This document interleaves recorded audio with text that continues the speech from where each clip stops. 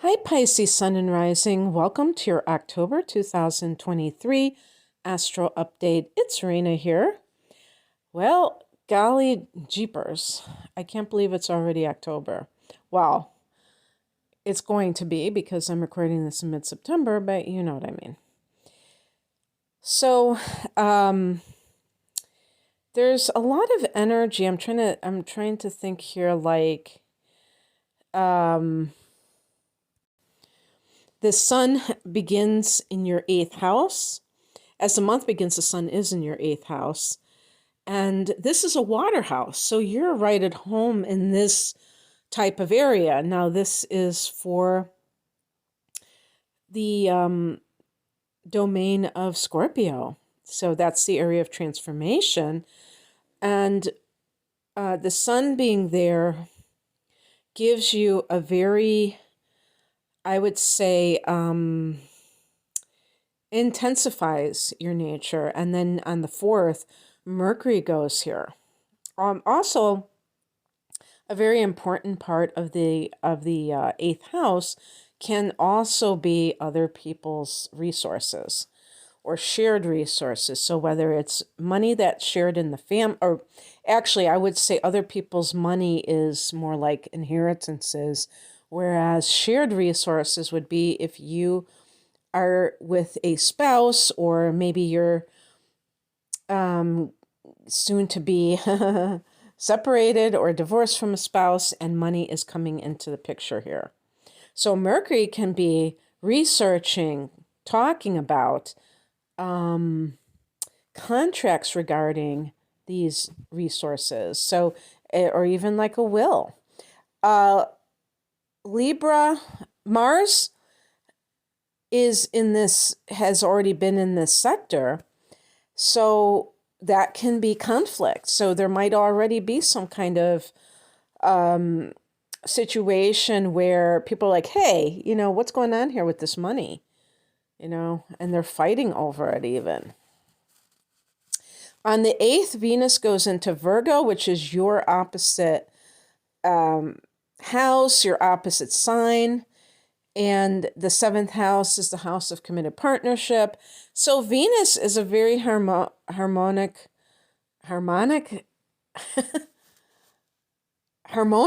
why did I say, I was thinking of harmonic convergence. It's very harmonious. So this is a house of committed partnership as well as legal affairs. So Venus can also be about money. So there might be something that transpires that gives you money based on a legal matter. Some of you are having good times with your partner. You might be having a lot of like seeing eye to eye about things, and you're enjoying this kind of resurgence in romantic behavior, or you are planning a wedding. I suppose that usually I would think of Mercury there in the 7th of planning a wedding. Maybe it's the wedding itself. I know that a lot of people get married in October. I think I've been to maybe like a couple of October weddings. And it's really funny because this one time I was working, I had a person who was getting married, who was my, you could call it my boss. And I said to her, because she said she was getting married in March, I think it was. And I said, I love that you're being non-traditional, or no, I said something like non-conformist, because a lot of people get married in September or October or in June, the June bride. And I was paying a compliment, but I don't know if she saw it that way, because some people are like, "What, were you saying I'm weird? That I'm getting married in March?" So anyway, you could be doing something very special, romantic with your partner.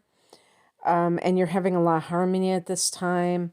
On the 10th, we have Pluto turning direct, the 1010 portal, they're calling it. And it's interesting that Pluto's turning direct there. And this is in Capricorn, and Capricorn is your 11th house of hopes and wishes. So, what has been happening with Pluto? This is one of the difficult transits, or even in the natal charts, for me to interpret with Pluto in the 11th house. I find it like really hard to deal with. I'm not going to lie. But some of you may have been dealing with issues surrounding power in groups. And actually, Pluto in the 11th house can be the groups that you are attracted to at this time. Maybe they have some kind of like personal growth, or, personal transformation that they are connected to.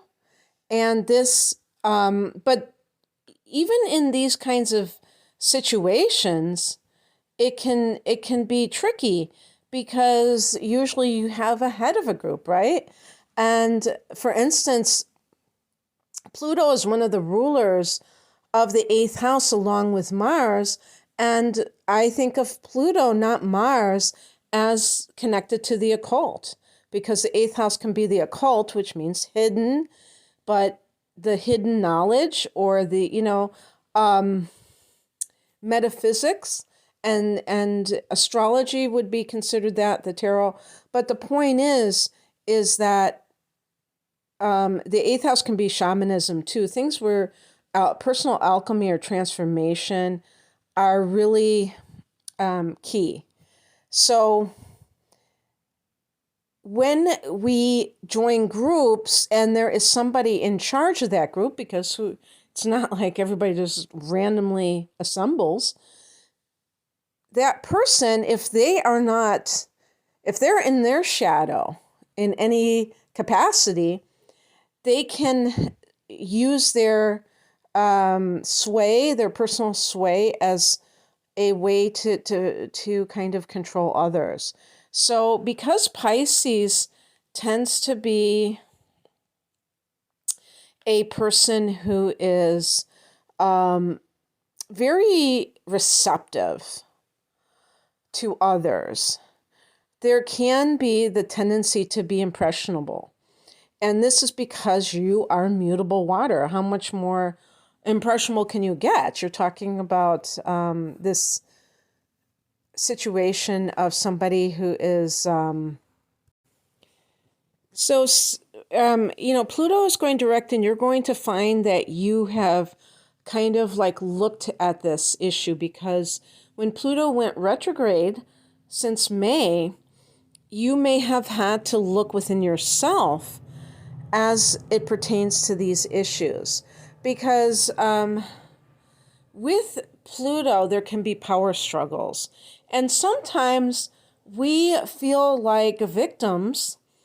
When I say we, I mean, human beings in general can feel like victims when we feel like we're always in a situation where someone else is dominating. And yet we have to look within and say, how do I give away my power? Do I feel intimidated when I'm, with other people, and I feel like I have to agree, I have to conform? Is it really all about them, or do I have some, responsibility in all of this? And it's very good to be able to see that. So maybe some event happened when Pluto went retrograde to kind of underscore this point, that it's not in the outer world, it's within ourselves. We consent to this. And this can also be in your friendships too, if you have had any kind of situation of feeling like you are disempowered in these social settings. Okay. On the 12th, Mars goes into Scorpio. Talking about all this Pluto stuff. Now we're talking about the sign of Scorpio. Mars goes into Scorpio, and of course, Scorpio is a fellow water sign, so that's actually a nice angle called a trine, and that's coming from your 9th house. The 9th house is the house of adventure. This is Sagittarius's domain, so it is very kind of adventurous. It's very expansive, and you may be traveling, some of you, and this is a time for you to kind of be a globetrotter or wanderer of some sort. Sometimes maybe there is some kind of conflict. The 9th house can be the God house. So if you're finding yourself butting heads with especially if it is of an organized religion variety, that's how I see the 9th house. Is you could say the general theme is God or religion, but I like to differentiate it from the 8th and the 12th houses by saying, organized religion. And organized religion is what it is. It's not something that is. I think that there's dogma with religion in its organized systems, because remember that, well, I should say the 9th house is also your philosophical framework. So every religion has its own do's and don'ts and belief systems. And I was just pondering this whole issue because I call myself spiritual instead of religious, even though I grew up in organized religion as a Christian. But I always say to myself, I am so grateful that I was raised as a liberal Christian, because I did not get a lot of that heavy-handed indoctrination and kind of fear-based way of viewing divinity. And so it was easy for me to make that leap to being on a personal spiritual path.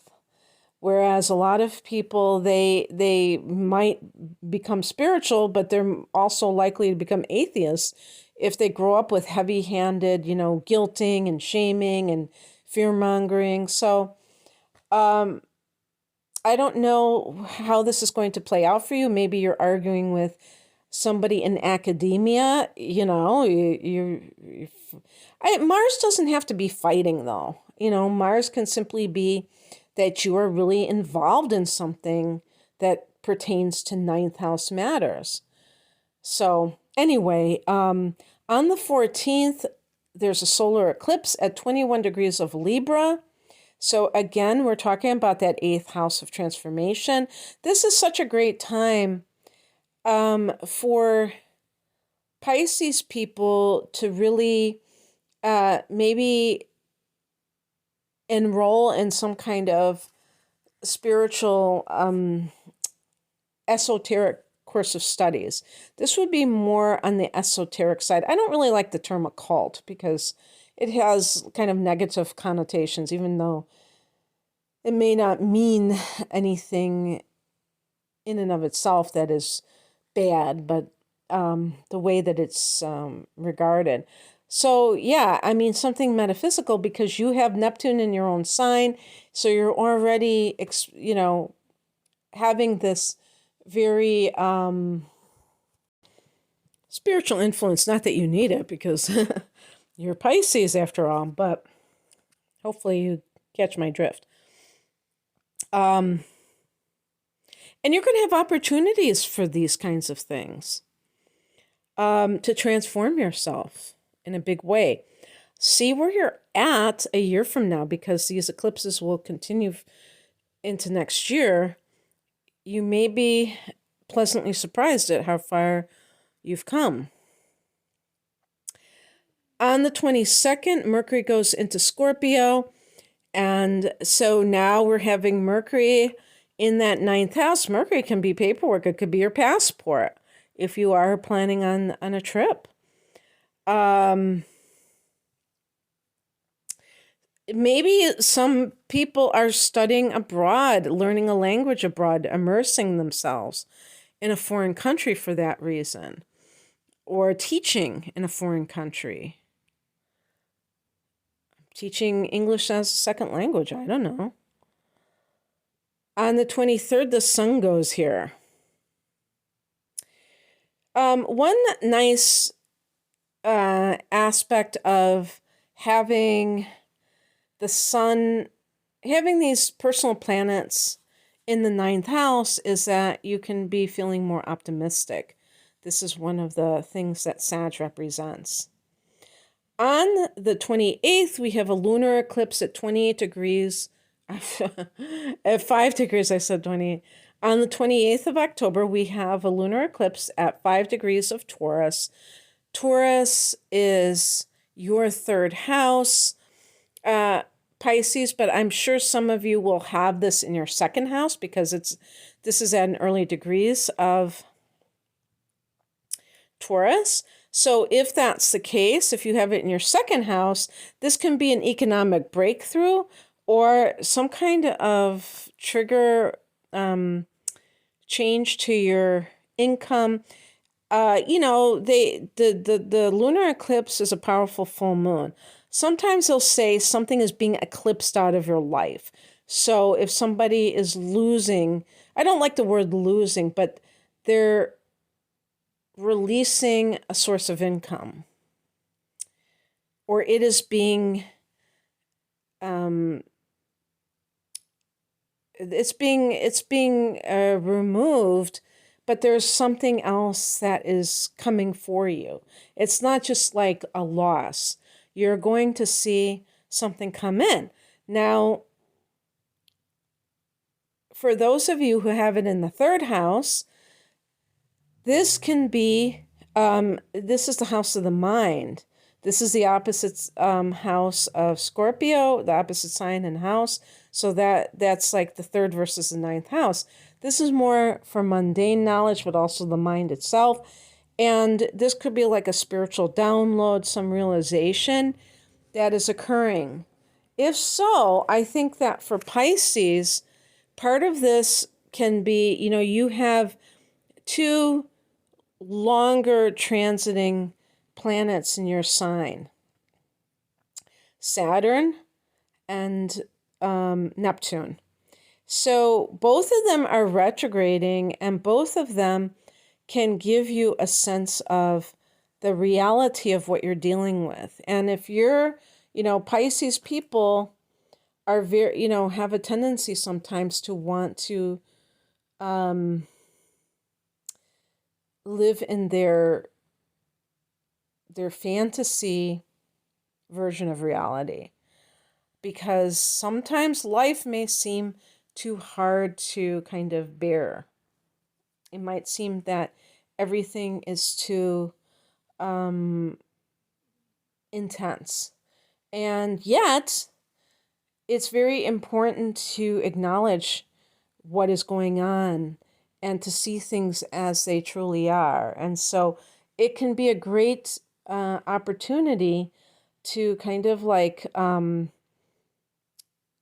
get in touch with the truth that is your reality in this moment, so that you can decide how you're going to proceed. Because if you're having, for instance, any kind of marital issues, or it could be with family. Now, the 3rd house can be your siblings. So you might just say, done. If they have, if they're fighting over a will and you have always had some kind of problems with them, you might just say, you know what? I've always been the black sheep. I'm always the one that gets the crap, I'm done. And perhaps in some cases, that's exactly what the person should do. Just because somebody is family doesn't mean that they're on your side, and it doesn't mean that it's a good thing to be around them. That doesn't mean that the person has to badmouth them or actively hate them or anything like that. It's just like being discerning about who you allow into your inner circle, because in some cases, that can be very, detrimental to you. So, and also, by the way, the third house can be aunts, uncles, and cousins. So those are like extended family members. So sometimes cousins are like siblings, to a person because they grew up with them. They were like always close by. So whatever, whoever these people are, sometimes, unfortunately, money brings out the ugly in people, and they fight over resources instead of getting along. So hopefully that's not the case. But anyway, that's what I have for you. I hope that this resonated. If you would like a private reading, the link is below. Take care. Bye.